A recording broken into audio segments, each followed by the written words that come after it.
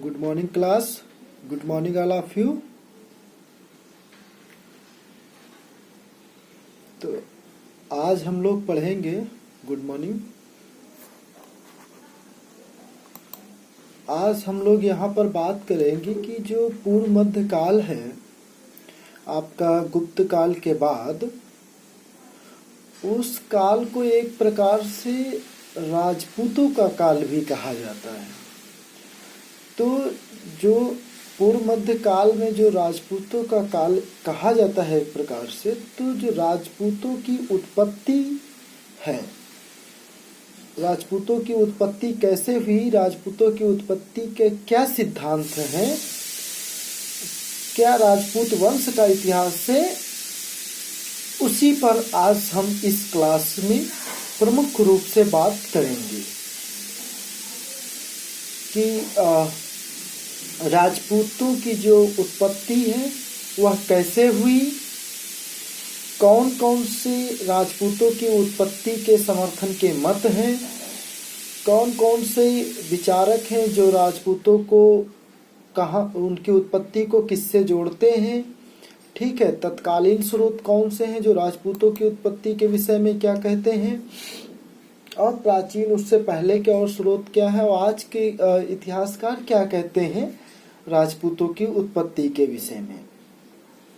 इन्हीं सब बातों पर आज हम इस क्लास में प्रमुख रूप से चर्चा करेंगे, ठीक है।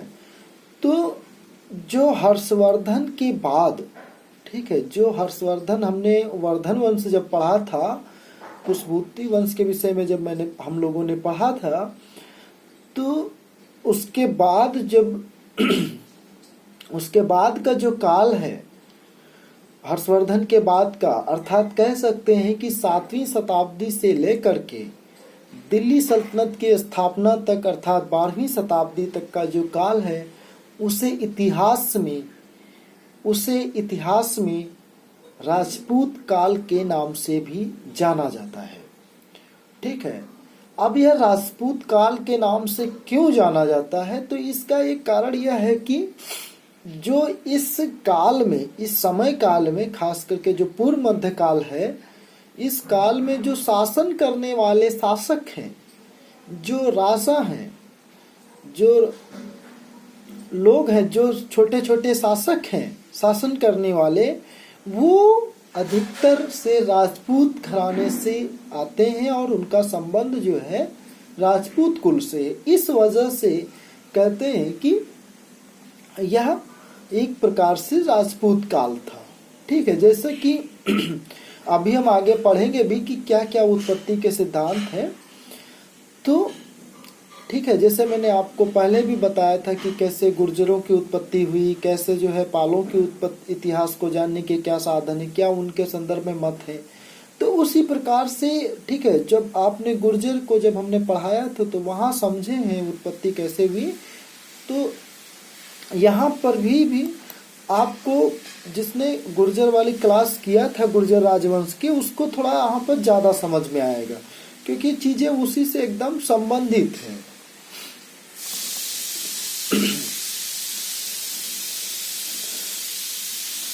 उसी से एकदम संबंधित है। तो जो 7वीं शताब्दी से लेकर के जो 12वीं सदी के बीच का काल है, उसी इतिहास में पूर्व मध्य काल के जो समय है, उसे इतिहास में राजपूत काल के नाम से भी जाना जाता है, ठीक है। एक इतिहासकार हैं ईश्वरी प्रसाद, डॉक्टर ईश्वरी प्रसाद, वो कहते हैं कि यह जो टाइम पीरियड है, जो पूर्व मध्य काल है, जो सोनू जी माइक अपना ऑफ कर लीजिए। यह जो टाइम पीरियड है, ईश्वरी प्रसाद कहते हैं कि जो पूर्व मध्य काल का जो टाइम पीरियड है, यह एक प्रकार से राज्यों के अंदर राज्यों का काल था, ठीक है, मतलब राज्य के अंदर राज्यों का काल था। कहने का मतलब ये है कि उससे पहले हम देखते हैं कि उत्तर भारत में एक गुप्त काल जैसी बहुत बड़ा शासन था, ठीक है। उत्तर भारत में हर्षवर्धन, जो वर्धन वंश था, उसका भी एक बहुत बड़ा क्षेत्रफल था, शासन था उन लोगों का। लेकिन हर्षवर्धन के बाद, गुप्त काल के बाद होता क्या है कि ये जो भारत का जो शासन है, खास करके जो उत्तर भारत का शासन है, वह छोटे छोटे छोटे छोटे राज्यों में डिवाइड हो जाता है, जिससे कि पाल डायनेस्टी और Gurjar dynasty, Chandel dynasty, Chauhan dynasty, ठीक है, परमार डायनेस्टी, तो इन सारे मतलब छोटे छोटे राज्य हो जाते हैं। एक क्षेत्र पर्टिकुलर जो सामंत होते थे वो अपने आप को अपने क्षेत्र में ही राजा घोषित कर लिया। तो उसी संदर्भ में ईश्वरी प्रसाद कहते हैं कि यह जो काल है, यह जो टाइम पीरियड है पूर्व मध्यकाल का, ये एक प्रकार से राज्यों के अंदर राज्य का काल है। ठीक है, तो ये बात। अब आता है कि राजपूत की उत्पत्ति के कुछ जो सिद्धांत हैं, उसमें 3 प्रकार के सिद्धांत प्रमुख, वैसे बहुत से सिद्धांत अलग अलग आप कर सकते हैं, लेकिन 3 प्रमुख मत देखने को मिलते हैं और आप 3 बातों को रख सकते हैं, मतलब एक प्रकार से देख सकते हैं मुख्य रूप से। जिसमें जो पहला सिद्धांत आता है वो है अग्निकुल का सिद्धांत। अग्निकुल का सिद्धांत 3 वर्ग में आप इसको रख सकते हैं उत्पत्ति के, राजपूतों की उत्पत्ति को, जिसमें पहला है अग्निकुल का सिद्धांत और दूसरा है विदेशी उत्पत्ति का सिद्धांत और तीसरा है भारतीय उत्पत्ति का सिद्धांत। ठीक है, अब जो भारतीय उत्पत्ति का सिद्धांत है, इसी को कई किताबों में या गाइड्स में ऐसे भी बांट दिया गया है कि क्षत्रिय उत्पत्ति करके, मतलब विचारक अलग कर दिया है उन्होंने। ब्राह्मण कौन से इतिहासकार बोलते हैं उसको उन्होंने अलग कर दिया है कुछ लोगों ने। ठीक है, तो और विदेशी में भी क्या अलग अलग है तो उसको अलग किए हैं, और ठीक है, प्राइमरी सोर्सेज में अलग किए हैं।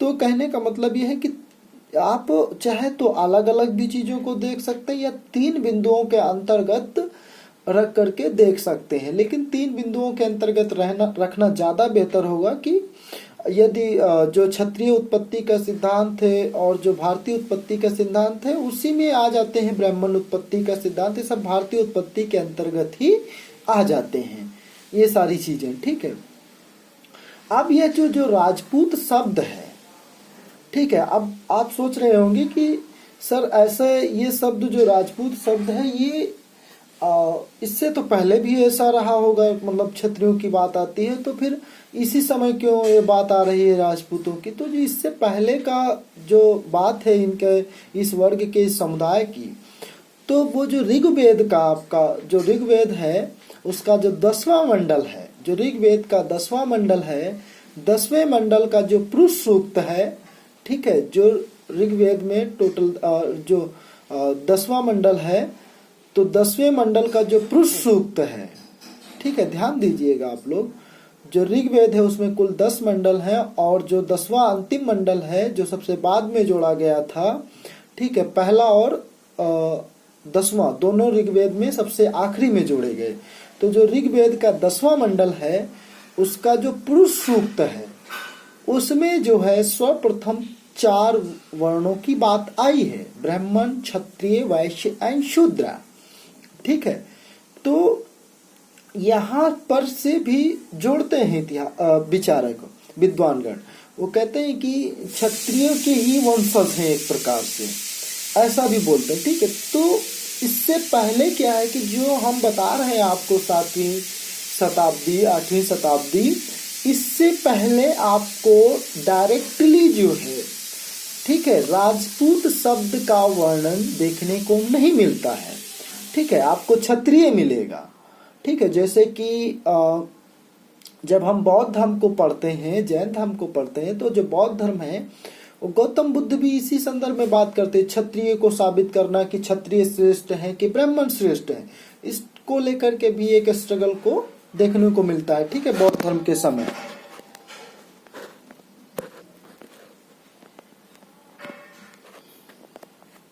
तो इस तरीके से मेरा कहने का मतलब कि जो इससे पहले है 7वीं शताब्दी के, तो उससे पहले ये जो राजपूत शब्द है, ठीक है, यह देखने को नहीं मिलता है। ठीक है, वो दूसरे रूपों में उपलब्ध है, उस दूसरे रूपों में प्रयोग हो रहा है। ठीक है, तो कहते हैं कि जो ये राजपूत शब्द है यह संस्कृत के यह जो राजपूत शब्द है इसके विषय में कहते हैं कि यह जो राजपूत शब्द है ये संस्कृत के राजपुत्र का विकृत रूप है। राजपुत्र का विकृत रूप है। राजपूत शब्द का प्रयोग सबसे पहले राजकुमार के अर्थ में किया जाता था। ठीक है, जैसे कि कोई राजा होता तो वो अपने लड़के को क्या करता था, एक प्रांत का शासक बना देता था। ठीक है, तो उस अर्थ में बताया जा रहा है कि उसी अर्थ में इस शब्द का प्रयोग होता था राजपुत्र का। ठीक है, ना कि राजपूत, राजपुत्र। ठीक है, बाद में क्या हुआ कि ये धीरे धीरे ये जो राजपुत्र शब्द था, ठीक है, वह राजपूत में कन्वर्ट हुआ। जैसे कि जो क्षेत्र होता है और क्षेत्र को एक प्रकार से फिर खेत में कहते हैं बदलता है, तो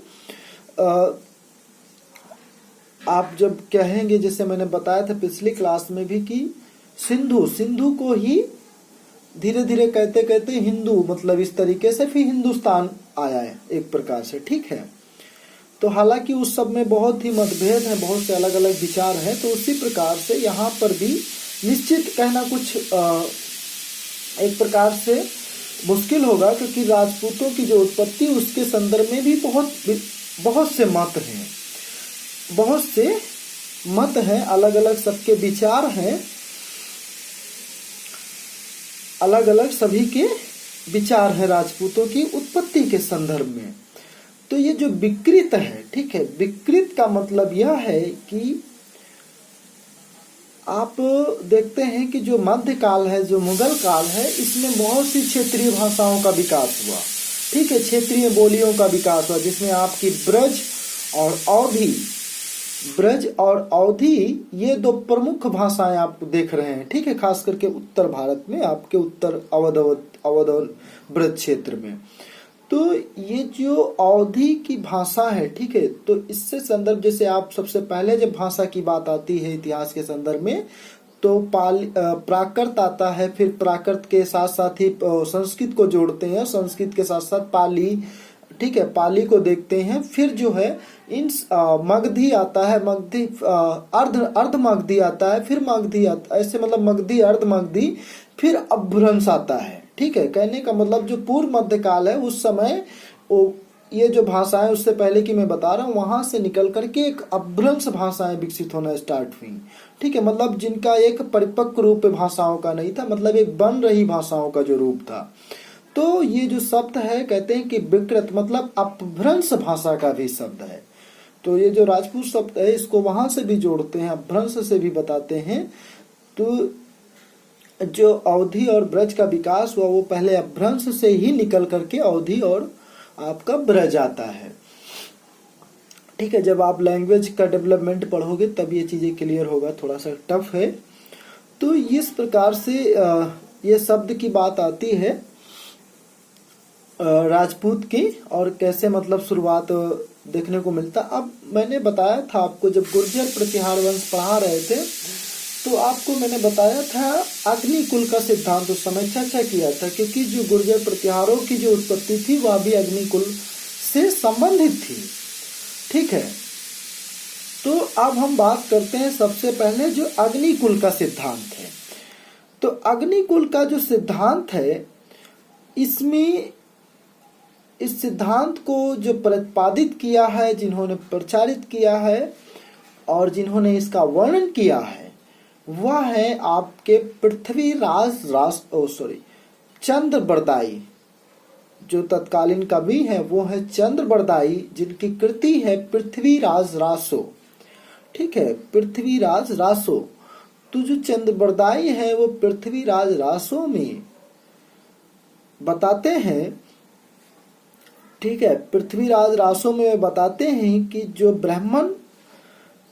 ब्राह्मण परशुराम थे, ठीक है, उन्होंने, वो बताते हैं कि जो ब्राह्मण परशुराम थे उन्होंने क्षत्रिय जो होते थे, ठीक है, उनका क्या किया था कि विनाश कर दिया था, उनका विनाश कर दिया था, सत्यानाश कर दिया था उनका।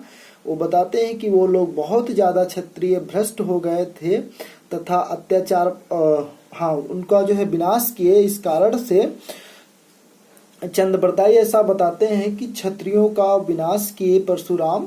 ठीक है, फिर उसके बाद क्या हुआ कि अराजकता फैल गई और म्लेच्छों का प्रभाव बढ़ गया, राक्षसों के अत्याचार बढ़ गए, पृथ्वी एक प्रकार से त्रस्त हो उठी। वह भी लोग जो है परेशान होने लगे, भयावह अपने आप को असुरक्षित महसूस करने लगे।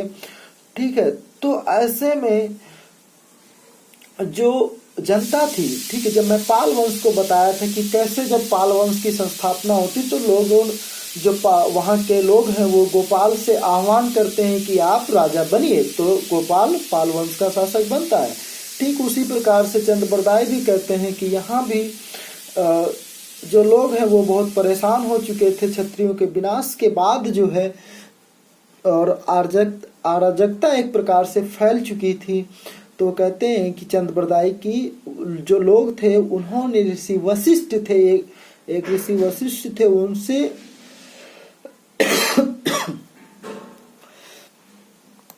एक ऋषि वशिष्ठ थे, उनसे उन्होंने आग्रह किया, उनसे निवेदन किया। तो उन्होंने एक आबू पर्वत, राजस्थान का माउंट आबू का इलाका है, वहां पर एक आबू पर्वत है, वहां पर उन्होंने एक यज्ञ किया और यज्ञ करने के बाद जो है, यज्ञ किया और यज्ञ करने के बाद ही कुछ राजपूत कुलों की उत्पत्ति हुई। ठीक है, तो जिसमें से मैंने बताया था आपको 4 प्रमुख राजवंशों के जो नाम मैंने बताया था। ठीक है, परमार, प्रतिहार, चालुक्य और चहवान।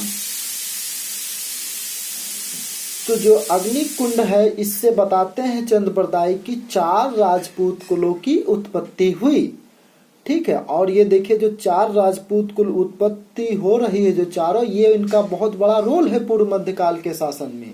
यही प्रमुख रूप से हावी भी हैं, यदि चोलों को आप छोड़ दीजिए कुछ समय के लिए, तो यही मुख्य रूप से हावी हैं। तो वो बताते हैं अग्निकुंड के सिद्धांत का यही मतलब है कि जो चंद्रबरदाई है वो पृथ्वीराज रासो में बताते हैं कि ऋषि वशिष्ठ ने एक यज्ञ किया, यज्ञ करने के बाद ही 4 राजपूत कुलों की उत्पत्ति हुई, जो कि बाद में फिर राजपूत कहलाए। ठीक है, तो वो जो 4 राजपूत कुल है उसमें से पहला है परमार,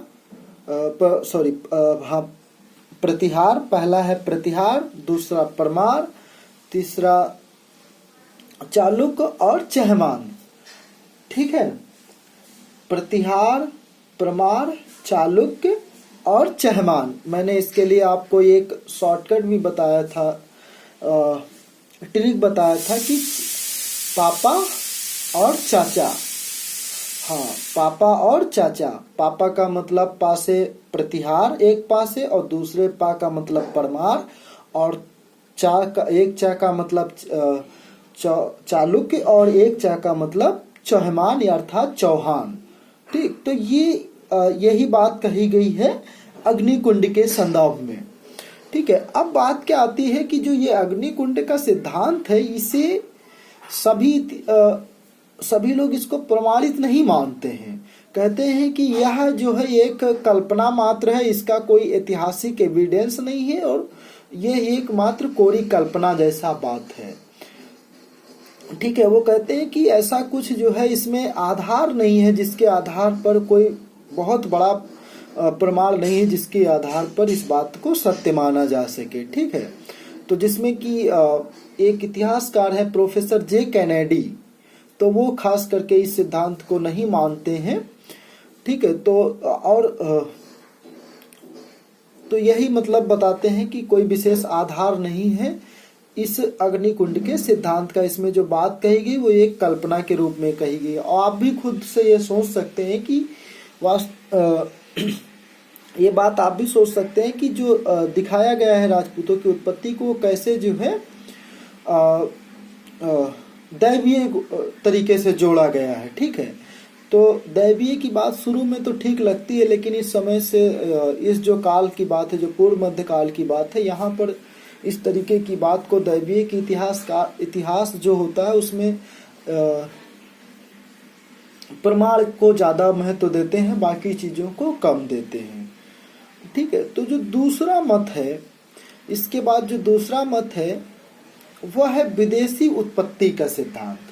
इसके बाद जो दूसरा मत है वो है विदेशी उत्पत्ति का सिद्धांत। मेरी आवाज सभी तक आ रही है? ओके, ठीक है। तो जो दूसरा इसमें सिद्धांत है वो है विदेशी उत्पत्ति का सिद्धांत। ठीक है, जो दूसरा सिद्धांत है वह है विदेशी उत्पत्ति का सिद्धांत। जब हम गुर्जर प्रतिहार को पढ़ा रहे थे तब भी मैंने इस संदर्भ की चर्चा की थी। ठीक है, तो आज हम फिर आज हम चर्चा इस संदर्भ में कर रहे हैं। तो जो दूसरा मत है वह है, आप कहेंगे कि सर आपने अग्निकुल को बताया, तो अग्निकुल को मैंने इसलिए पहले बताया क्योंकि अग्निकुल का जो सिद्धांत है वो उसी समय की बात कर रहा है, क्योंकि वो चहमान शासकों के काल में जो चंद्रबरदाई ने लिखा था पृथ्वीराज रासो, ठीक है, तो वो प्राथमिक स्रोत है एक प्रकार से। ठीक है, और ये जो है बाकी ये सब सेकेंडरी सोर्सेज है, मतलब द्वितीयक स्रोत है जो विदेशी उत्पत्ति वाले सिद्धांत है। तो इसके बाद जो दूसरा महत्वपूर्ण सिद्धांत है राजपूतों की उत्पत्ति के संदर्भ में, वह है विदेशी उत्पत्ति का सिद्धांत। इसमें जो सबसे पहला मत आता है वो आता है कर्नल जेम्स टॉड का। कर्नल जेम्स टॉड का, ये एक ब्रिटिश ऑफिसर थे एक प्रकार से उस समय, जब भारत में अंग्रेजों का शासन था, जब अंग्रेज यहाँ पर अपना आधिपत्य स्थापित कर रहे उस समय की बात है। तो ये जो कर्नल टॉड हैं, इनका एक किताब है, ठीक है, बाकी महत्वपूर्ण नहीं, लेकिन इनका किताब थोड़ा ध्यान रखिए, कई बार एग्जाम्स में पूछा जाता है। Annals of antiquities of Rajasthan. Annals of antiquities of Rajasthan. ठीक है, तो हिंदी मीनिंग यही होगा कि जो एनाल्स, देखिए जो एनाल्स शब्द है उसको तो जो जोड़ते हैं कृषक से भी थोड़ा वो जो इसका, ठीक है, एक लंबी व्याख्या है। ठीक है, एग्जैक्ट मीनिंग एनाल्स को जैसे अभी बताएंगे तो थोड़ा मुश्किल होगा। ठीक है, और एक प्रकार से कह सकते हो आप जो राजस्थान है वहाँ के राजपूतों का इतिहास ये लिखे हैं ये। ठीक है, राजस्थान का इतिहास लिखे हैं, तो ऐसे इसको अभी समझिए। ठीक है, बाद में मैं आपको एनाल्स को व्याख्या करके बता दूंगा थोड़ा लास्ट में थोड़ा सा आपको। ठीक है, ओके।